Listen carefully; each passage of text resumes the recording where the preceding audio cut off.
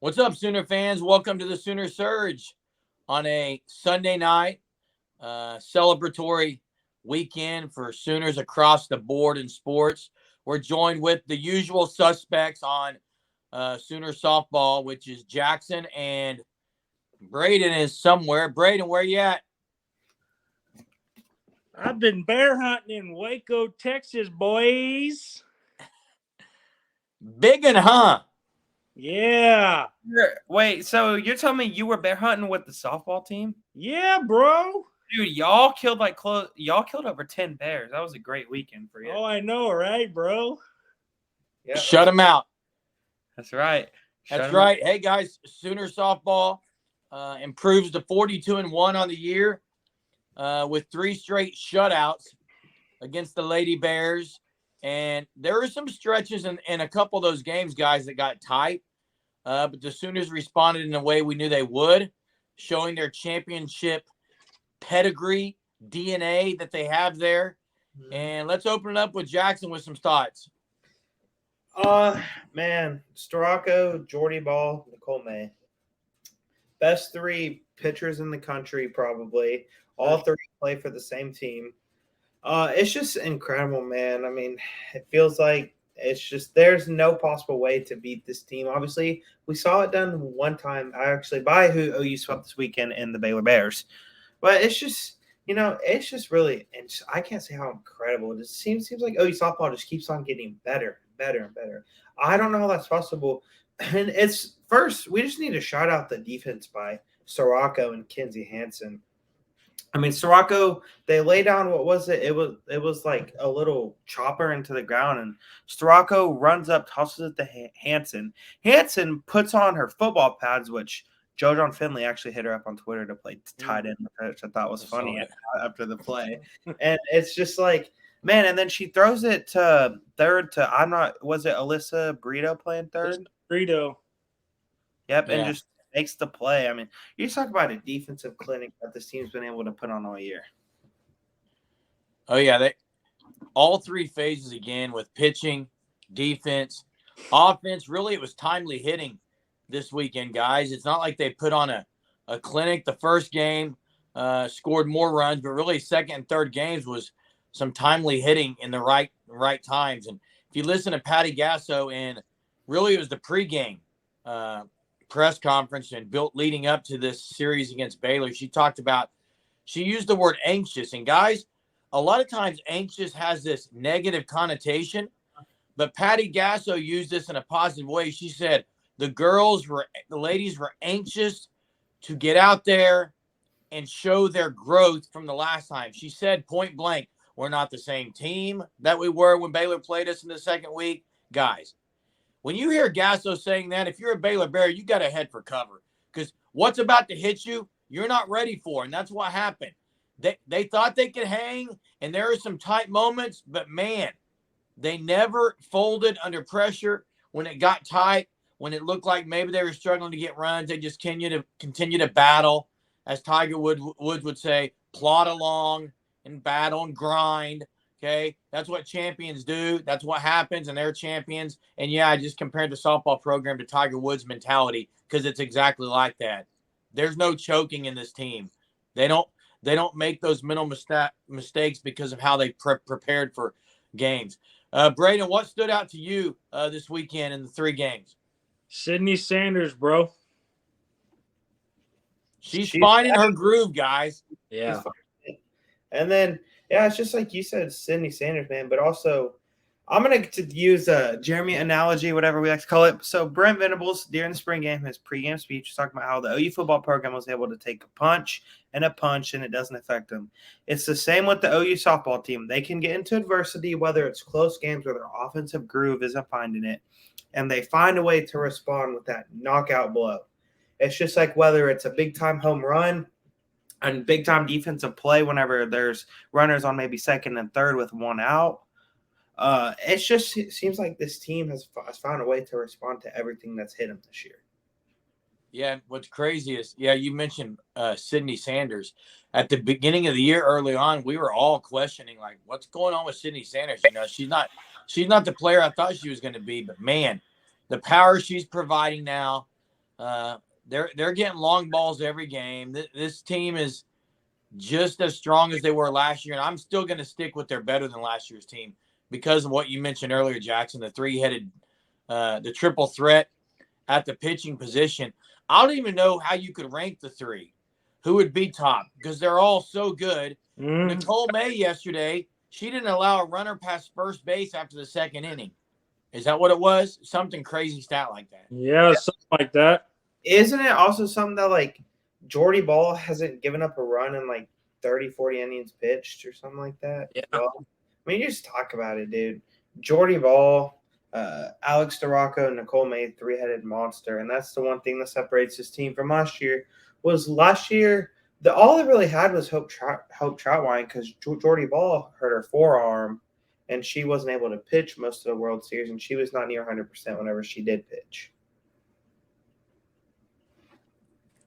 No, and that's something different about this team, guys, is when you get into the World Series and the Big 12 Championship, you got three you can rely on. Yesterday, they put Nicole May in the second game, if you remember that, in the last inning, the seventh inning. It's almost like Gasso was like, hey, go out there, get a feel of it, then you're going to pitch next game. I mean, just brilliant moves that Gasso continues to make across the board with the lineup and with pitching. She's unreal. Yeah, that's for sure. I mean, she is unreal. And you talk about it, too, offensively, it's just like Tiara Jennings, Jada Coleman, probably the two best players in the country. I would not take – if I was starting a softball team right now, Jada Coleman and Tiara Jennings would be my first two pick, and I'm sure we can all consensusly agree on that. And it's not like they've been scoring at high rates like they were earlier in the year. I mean, we saw them go for, what was it, like 13 runs against UCLA, like 13-1 at the beginning of the year when they were ranked number 2. Braden, I'm not sure who's ranked number 2 right now. I think it's UCLA. Huh.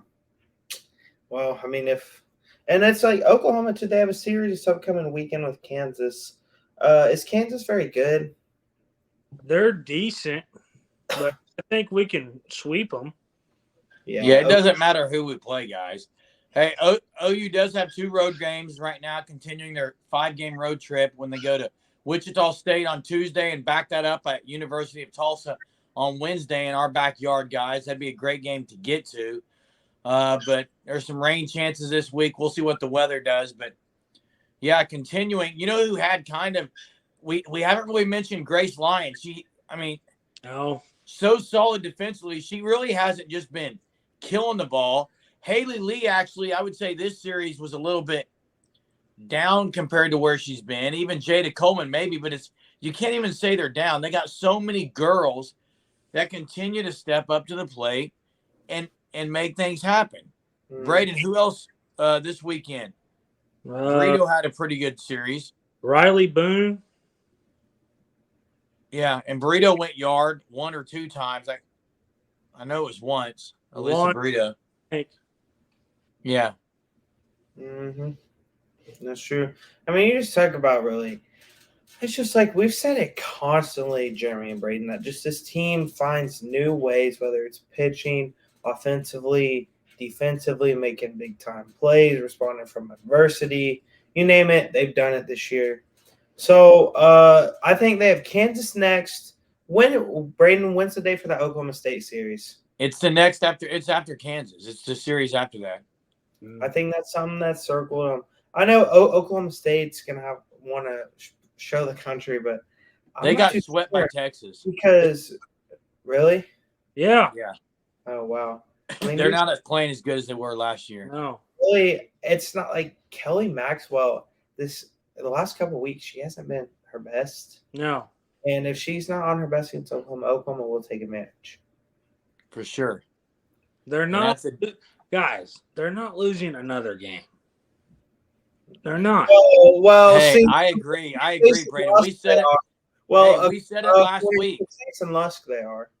Hey, we said it last week, and Jay questioned us saying, maybe Baylor, they could have the number. They know they can hang with them. Look, it just gave OU even more reason to go down there and wallop them 3 games. So. Yep, and also their player, I don't know why their player said they were saying the pressure was on OU or something. Yeah, I saw that, Jackson. It's just that's because it should be on guys. The pressure should be on OU, but the way Patty Gasso coaches, they embrace it. Yeah. Most teams don't embrace pressure. This team does. They beg for it. They beg for tough situations because that's what provides growth and produces growth and perseverance. They want it. They like the suffering. It's everything you want in a program, man. They just continue to show everyone why they are the greatest and will be the greatest. And I agree with you, Braden. They're not losing another game. The only way is if they just, they're going to have to beat themselves. We've said it before. They're going to have to make errors to allow runs. That's the only way. You saw it with Baylor. Baylor made 2 or 3 straight errors that one inning. I don't remember if it was the second or third game, third or fourth inning. 2 or 3 straight errors allowed runs to score. When you can't have mistakes against OU. No. OU can make a mistake or two and still get out of it. You can't make them against the Sooners. You absolutely cannot.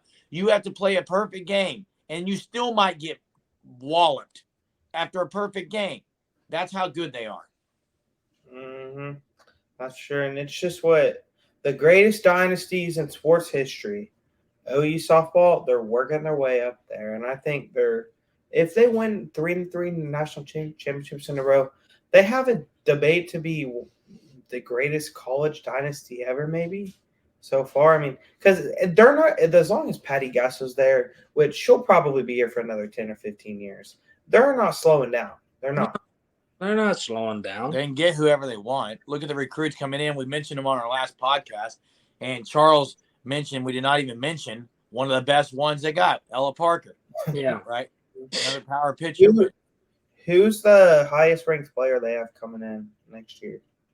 I know the Audrey Lowry girl was number 2 ranked, 2024 class. Is it? Oh, it's the girl from Coweta, isn't it? No, she's not the highest ranked. Oh. Cheney Hilton.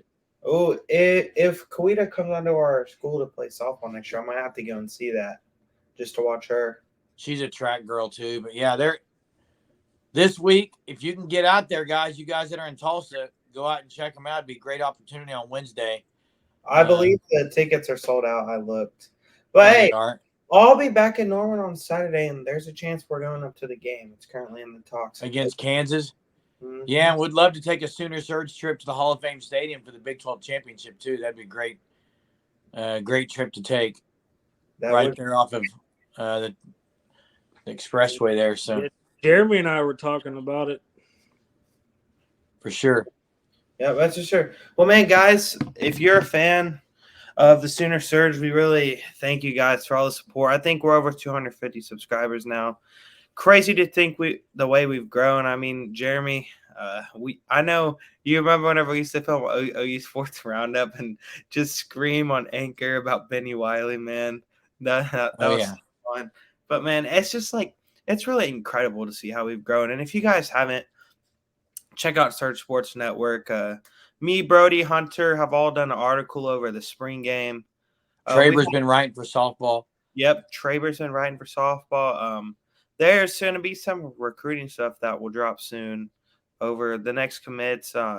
Did Hunter release an article on Jaden Hardy yet? I'm not sure. Hey, listeners, we are here. We listen to your comments. We read them, and we try to provide material you guys want. And we appreciate the softball fan base that OU has. It's a huge fan base, OU softball. So really appreciate you guys interacting with us on here. Make sure you subscribe and like.